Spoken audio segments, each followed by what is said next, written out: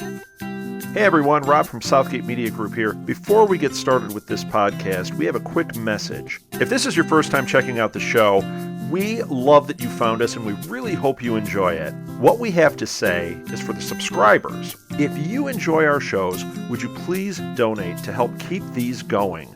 We don't want to have to put traditional ads on these shows, but this does cost money. So we really do rely heavily on donations. To make a donation to the show, please go to our website, www.southgatemediagroup.com. Go to the page for the show, and in the upper right-hand corner is a donate button. It takes you right to PayPal, and you can donate whatever amount you want. Thanks a lot for listening, everybody. And now, on with the show.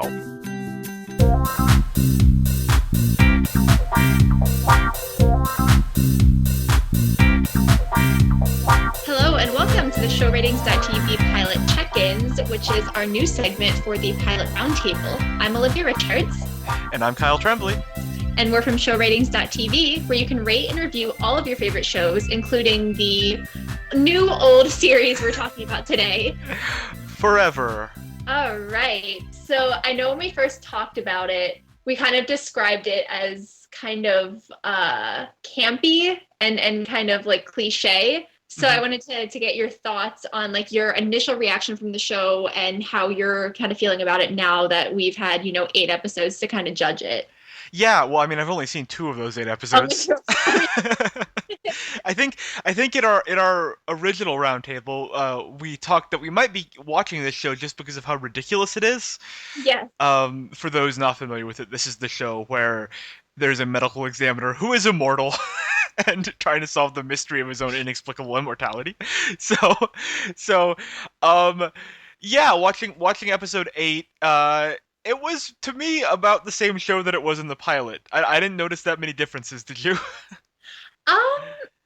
Honestly, just because I think they went for kind of a more taboo theme in this episode. They did. It did take on a little bit like of a darker, more adult tone for this particular episode, but yeah, definitely like that same kind of campy style of humor was still there, just set against a bit of a darker backdrop. It reminded me of dating myself here, but the old CSI back when there was Gil Grissom, and he had a torrid affair. Although he was single, so I guess it wasn't an affair, just a dalliance with a dominatrix. Do you remember that story? His longtime. Yes, this had serious overtones of the sort of very savvy dominatrix who the genius man falls in love with. I definitely remember my old CSIs from the early 2000s. No, absolutely. Right, and that is sort of the CSI is the cornerstone of the modern police procedural. It's sort of it is what ushered in this entire genre of shows, including Forever. No one on CSI was immortal, but still. That was an interesting twist, I think. It would have been like Warwick is immortal or something. Like he's a warlock. I don't know, but yeah, yeah, you're right. The content of the episode was very different because it was largely set in a brothel/therapist's office, but just sort of the beats were the same. I guess Henry wasn't confronted with the guy who mysteriously knows he's immortal. I don't know if that's still a thing, but that didn't come up. He was kind of having his own stuff with his ex-wife going on in the background. All this Oh yeah, Judd Hirsch had a whole story in this episode where apparently he and his divorced wife are like Ron and Tammy Swanson on Parks and Rec, and they just can't stop having sex, which was awkward because Judd Hirsch is like 70. But I know. Weird story. I was gonna say it fit against the whole taboo thing. There's like I get to like I'm kind of using air quotes, but like elderly people having sex. We have like S&M going on in in like a lot of things happening on a show that's on ABC. Yeah. At one point Henry is tied up, albeit apparently for the investigation. But sure. Sure. I mean, there's a lot of weird. Like this was a very, I would say, kinky episode. I think that's a good term for it. But I mean the the bones of the episode are the same. No pun intended. But I mean, it's an episode of procedural television where it's a whodunit and the obvious suspect it doesn't turn out to be the one who did it, and yada yada. I mean, all the beats were the same. It just happened to be taking place in a very strange location with a very strange sort of fetish to it. A little bit. Yeah. So yeah, did you have any other thoughts about it? Yeah, I mean, I was gonna ask, like, how did you feel? Because I know that now we're starting to explore more of the background of this guy's life and seeing, because obviously the dominatrix brought it up where she's like, oh, like I know you've had a lot of pain in your past, and then we have a flashback and we get to see like him trying to explain to his previous wife, I guess, that Yes. he's immortal and ends up getting like shuffled off to Bedlam. Yes. I thought that was probably the most effective part of the episode because I'm a huge sucker for flashbacks to the historical past, like to a different era. Like anytime like people are suddenly dressed as like Quakers or something, I'm like, ooh. Like, Yeah, must be the best for you. yeah, yes.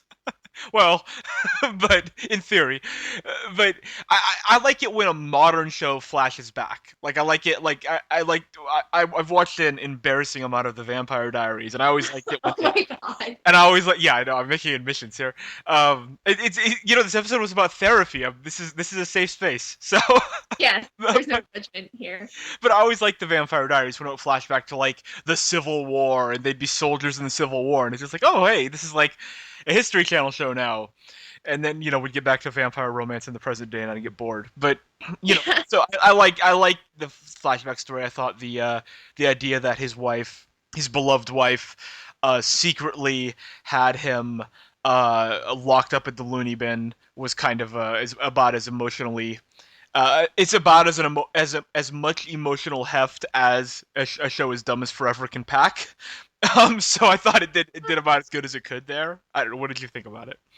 I thought it was just really interesting because obviously, like, we know that Henry has lived for 300 odd or 200 something odd years. So we kind of had our first exposure to, I think, when he fell in love in like the 1940s, and how he ended up working with Abe, who was the baby that he picked up from the field and grew up and is now his sidekick, I guess.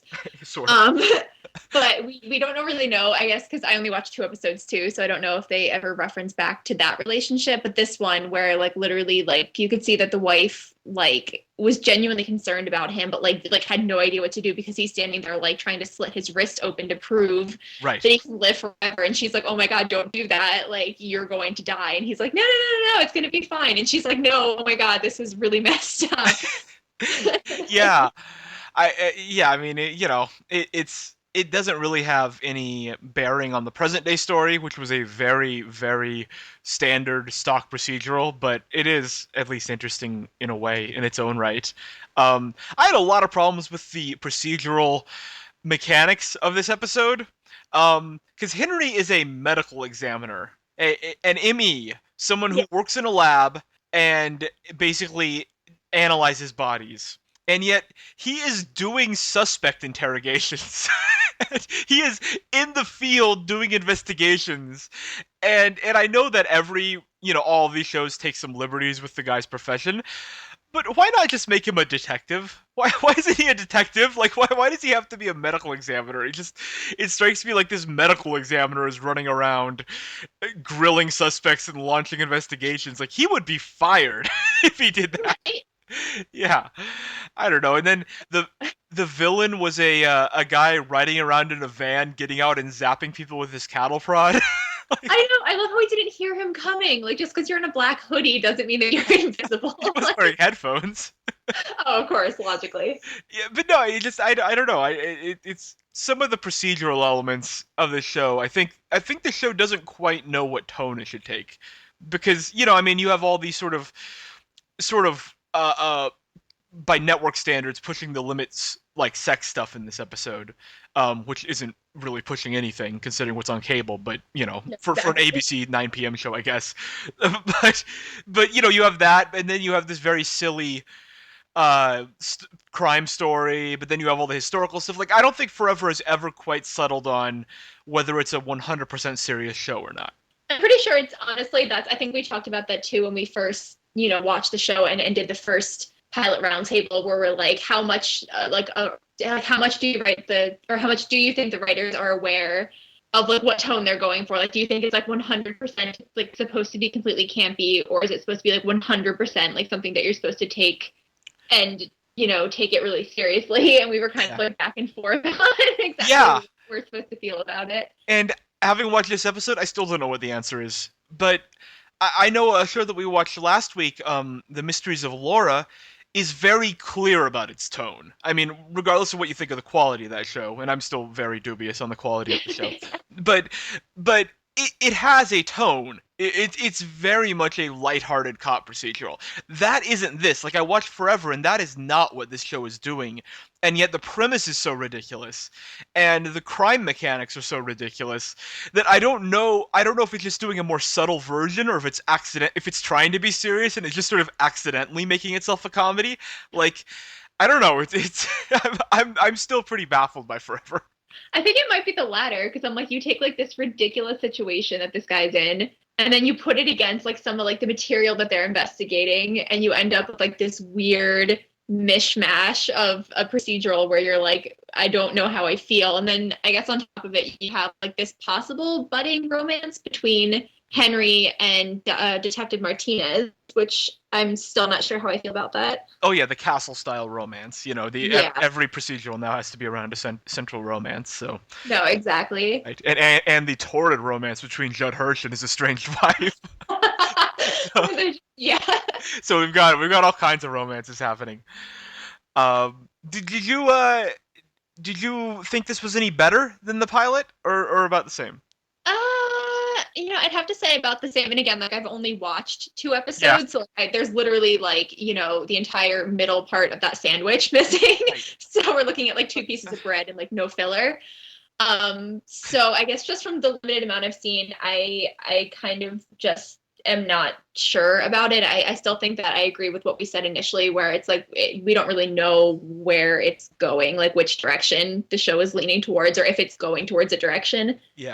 Yeah, and the thing for me is yes, we've only watched the 2 episodes and they were 2 months apart, but that also allows for us to really notice the differences if they're there. Like it's not gradual. If we watch a show and the pilot is a mess and the 8th episode is competent, which I think was the case with Mysteries of Laura to some extent, it's really obvious. And I think both you and I not really being able to pick up any concrete ways that Forever has improved is probably an issue. Yeah, no, that's a really good point. So, yeah, I guess with that being said, would you give this show, now that we've talked about it, a thumbs up or a thumbs down? I'm going to stick with my original, which was a thumbs down. Yeah, I think I'm going to have to agree, because I think with the pilot, I wanted to see where it was going to go. And now that we're, partway through the season and it's still kind of, hitting that same note of uncertainty, yeah, I'm going to have to give it a thumbs down. All right. So if we're out on Forever. Olivia, I have one question for you. Yes. Is your Lamborghini ready? Yes, I'm revving my engine as we speak. Yeah, I'm glaring at you at the stoplight, ready to race, because we're going to talk about Scorpion! Yeah! We watched episode 8, titled Risky Business. Yes. Yeah. Yes? Yes. My initial thoughts on Scorpion were that I hated myself for loving it, and I recognized it was bad, but loved it anyway. Olivia, what were your initial thoughts on the pilot episode before we get to this one? My initial thought was like, oh my god, I'm just kind of watching The Big Bang Theory, but like yes. with crime, with like 100% more crime. That was a great point. I think you nailed it. So I think that was about where my initial reaction stopped. Yes, but you like The Big Bang Theory, don't you? Yeah, I do. Okay, and I don't, but I think I like Scorpion more than you. So it's a whole twisty web we're weaving. It's happening. But so what did you think of episode 8? Now that we're checking in. It's like The Big Bang Theory, but with more crime. I just, it's yeah. There's car racing, so that's really good. I'm really not sure what point Catherine McPhee's character serves and why she's going on cases with them. I'm like, you're a waitress. That doesn't make sense. Are you telling me you haven't caught the McFever? You've had 2 months to catch it. It's like Ebola. I know. Damn it. No, I'm immune, I guess. Oh, wow. Well, I have fully caught the McFever. I'm 100% in. I mean, I agree with you. It's her existence is baffling on this show. I don't understand her presence at all, but I'm glad she's there for comedy purposes. I don't think she's doing a particularly bad job. It's just I don't understand what her role is on the show.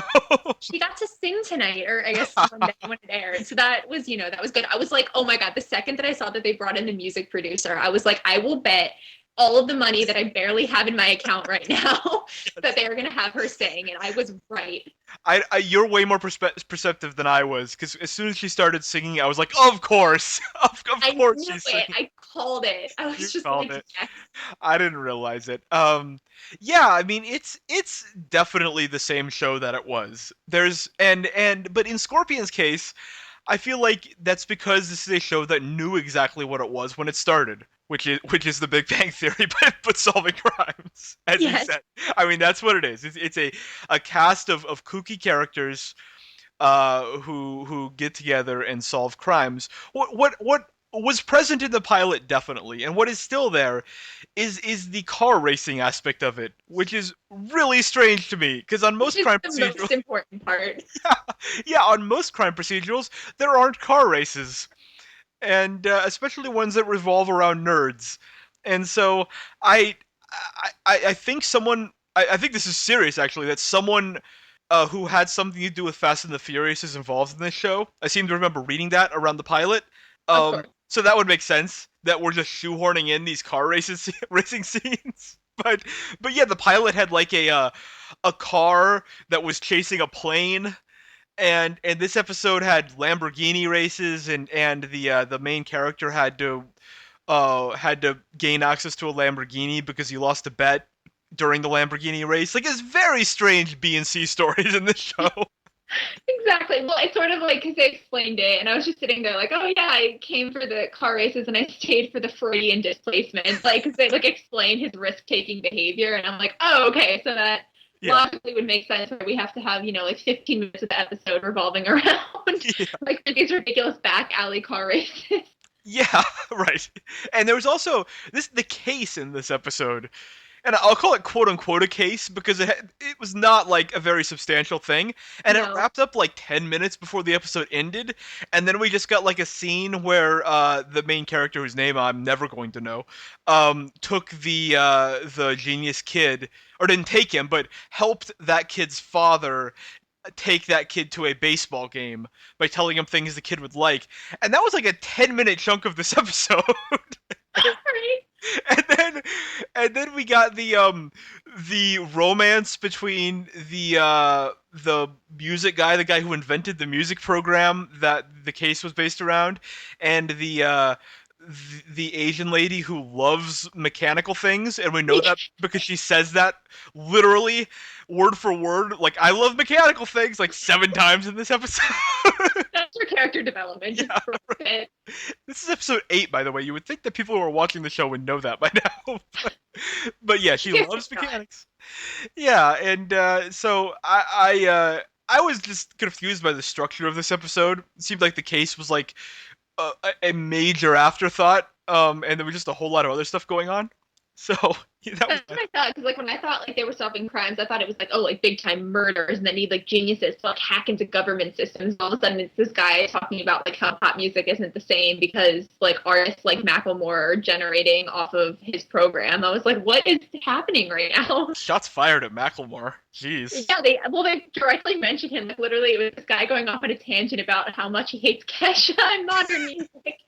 Boy, that is right down the heart of the CBS demographic, right? I mean, just hating Kesha could not be more squarely CBS. so they're nailing it. Yeah, they know their demo. Is there any character on this show that you like? I'm kind of interested in Walter now that we're kind of exploring, like, we've been making fun of like his, car chasing tendencies, or car racing, not car chasing, but yeah, I kind of find it interesting how they're kind of exploring his psychology, and also the way that they're now kind of analyzing Ralph, which is Paige's son. Yeah. And like, they have like the instance where he gets the D- on the test, and it's sort of interesting now that they're showing how like they are geniuses, but it's like they're flawed, and they're trying to explore like, yes, like they have this gift, but like at what cost? Mm-hmm. So I do find that interesting, and I think that does kind of resonate. Just kind of giving like an emotional side to like all of the technical stuff that gets thrown at you during the episode. Yeah, and boy, you're way better with the names than I am. But but yeah, it's I don't know if I like any characters, but the one that I've latched onto is the behaviorist who wears the funny hats. Yes. Because he screws up every episode. Like, we've seen 2 episodes now, and in both he completely screwed up and almost got himself and or the entire team killed. And I just like that that's like a character that exists for some reason, and he's for some reason still on their team after 2 months of show. I don't understand why you would keep the guy around who's like being like dangled off the edge of a building. He and Paige are just like chilling in the back, like, we probably should be doing other things, but they keep inviting us. Yeah, him and the waitress are a real conundrum as to why they're still around this far. But yeah, so now that you've seen the 2 episodes, do you give a Scorpion a thumbs up or thumbs down? It's sort of like a thumbs up on one hand and like a thumb sideways on the other. It's doing really well in the ratings, so I can see it sticking around, but like on a personal note, it's just so ridiculous and so kind of like insane to watch that I'm sort of like, eh. Yeah, well, I appreciate you not giving it a straight thumbs down, because that would have hurt my heart. Because I'm going thumbs up! I can't... if you want to, like, quibble with that on a and not you specifically, but any listeners want to quibble with that on a technical level, I will concede all points. In terms of like a critical analysis of this show, it pretty much sucks, but I still enjoy myself. Give me some car chases, let's make it happen. Exactly, you can challenge anyone who tries to defy you to a Lamborghini race. That's right, that's my new conflict resolution method. Yes.